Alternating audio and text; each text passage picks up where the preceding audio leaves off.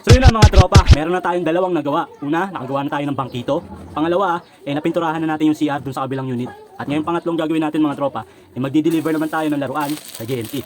Tara, samahan niyo ako. Time check, alas 3 na ng hapon. So hanggang alas 4 lang ang JNT. So sana maabutan pa natin bago magsara. And then after nun, is yung last natin na gagawin ngayong araw, kundi yung magdi-deliver tayo ng bigas sa nanay at tatay ko, papuntahan ng Dasmariñas, Cavite. So nandito tayo mga tropa sa JNT. So nag-motor nga pala tayo. Yan, gamit natin si Cook para mabilis.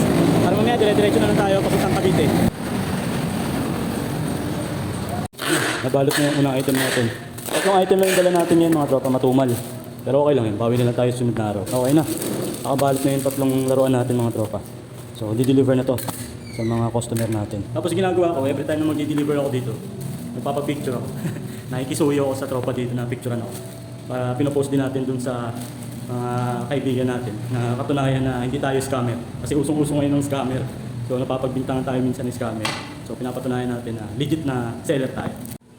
Ay, naka-video. So yun na mga tropa, nagawa na natin yung tatlo sa apat na nilagay natin doon sa sulat kung saan gagawin natin ngayong araw. So yung natitira na lang mga tropa ay yung pagpunta natin ng Cavite na kung saan magdadala tayo ng bigas. At syempre pagbisita na rin sa nanay at tatay ko kasama yung pamilya ko, yung anak ko, asawa ko. So yun na lang inantay natin. So pag uwi ko, alis na tayo papunta ng Cavite.